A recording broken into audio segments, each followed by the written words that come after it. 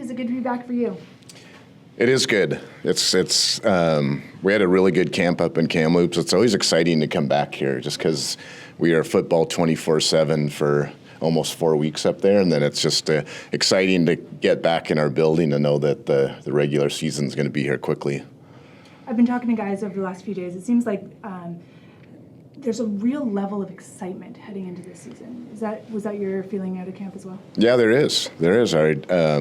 We're excited to get going. You know, we have tomorrow night's going to be very important for us. There's going to be some tough decisions that we're going to have to make on Saturday, which is a good thing. I've always found if the decisions are easy, that's usually not a good thing. But if we have to let go of a couple of really good players, that's a good sign for the BC Lions. So tomorrow we need to make sure we see everybody play and then take the time to make good decisions on Saturday. Talk to me about those tough decisions. We know that obviously your receiving core will look a little bit different this year just because of some of the guys who aren't here. Yep.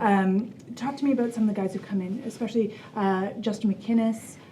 Talk to me about the receiving core and what you're expecting there. Yeah, so it's going to be a mix of old and new. So guys like Justin McInnes, who you mentioned, Javon Catoy, Alex Hollins, these are all guys that have been there. So we're going to need a guy or two that are going to be new to us or new to the CFL step in. And we definitely have a group of guys that are going to compete for those spots. So it's going to be interesting to see who steps up and fills those roles.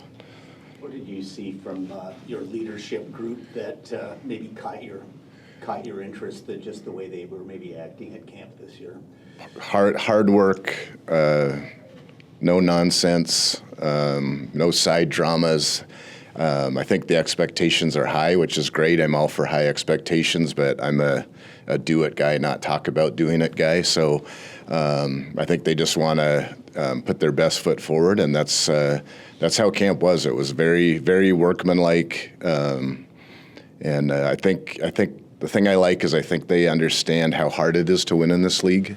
It's you really got to be on point and be all in, so to speak, to beat anybody in this league. And so I think our guys understand that, and so they want to make sure we come out of training camp on Friday, feeling good about our chances. What do you like about Chase Brice to keep him over Prukop? Yeah, he really stepped up. He's a guy that was with us a lot last year on the practice roster, but we never saw him in a game because he wasn't here for the preseason. So to see him in live action, we really wanted to get him a good half of football. He played the whole half and made some good throws, and you can see his confidence is building. And really, that's what we were looking for is progress with him, and he showed that, and that's why we want to keep him around.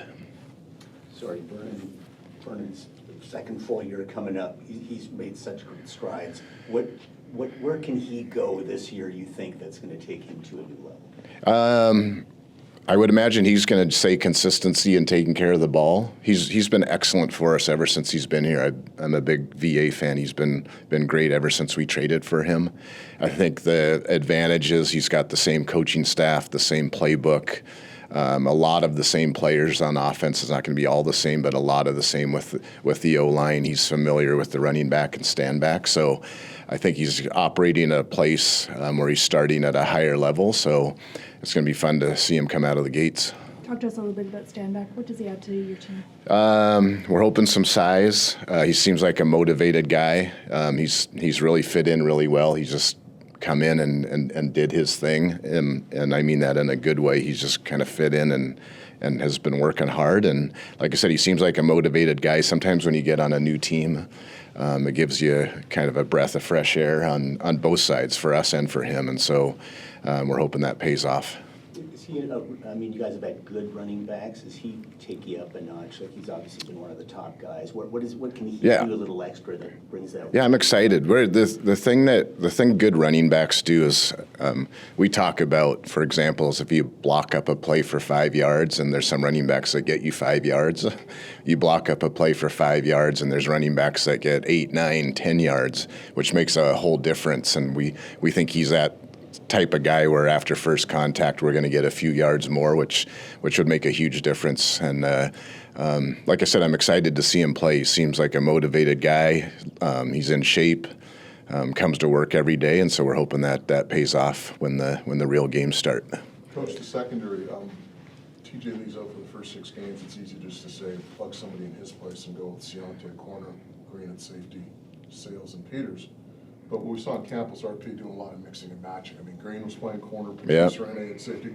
Is it as simple as just plugging and playing, or is that a very fluid situation right now? It's fluid. We want to play the best guys. This is the most Canadian depth at defensive back I've seen. So, like, we're not committed to a certain ratio in the back end, but man, the Canadian guys are showing up, and if Adrian Green plays like he's been practicing and all that, he's going to have a really good year. So we need to decide if we want to play him at corner, at safety, and those are some decisions that are going to have to be made. Is the starting left guard spot still a decision that has to be made, or you made a commitment there? No, not a commitment. David Neville's doing really well. He's going to have every opportunity. Schluger's been in there playing some too, and we have enough ratio flexibility where we don't just have to automatically say that's a Canadian spot. So we're really looking for who fits in the best, and part of that will be determined tomorrow. Are there veterans on this team whose spot could be in jeopardy with a poor performance in the game against Edmonton? Of course. There's, like I said, when there's tough decisions to be made, and I've always found that the guys that last a long time in this league or in pro football, they don't let people take their job. They won't make any assumptions. They just show up to work and know that that's why you have training camp, is for all the competition stuff. So we're looking to play good football tomorrow night, not only just for our football team, but also for guys to earn their way. And I'm excited, like I said, is that there's some new guys. Our personnel department did a very good job of bringing in some new people, and the Canadian depth too is. I'm not going to be surprised if we come out healthy of this game that we're going to have to let go 1 or 2 really good Canadian players. And while that's never fun to do, like I said, it's a good sign if we have enough good people around here that we can afford to do that. Rick, this is obviously a big year for the club as a whole. Yeah. Is there a little bit of extra hunger within your group knowing that Vancouver will be hosting the Grey Cup come November? Yeah, I'm all for it. If it creates more fire or fuel or motivation, I'm all for it. I like to think as a coach that we're going to bust our butts to win the Grey Cup, whether it's wherever it's played. So that's kind of that coach speak, is like, I don't care where the Grey Cup is. I'm going to do everything I can to be in it. But is it exciting? Absolutely. And we know it's going to be a great show. And like I said, if it provides extra motivation for someone or excitement, then I'm all for it. But you're right, it's going to be a good year, from the opening concert to playing in Victoria to having the Grey Cup here. There's just tons of reasons to get excited about this year. Are you a big 50 Cent fan? I am. I am. So I'm even showing my age. I'm a one more old school than that, with guys like Snoop Dogg and all that stuff. So I'm even a 90s rap guy. So it means I'm getting old. But I'll tell you what, everybody's excited about it, and I've heard the ticket sales have been going really good. So that's going to be a cool opening day.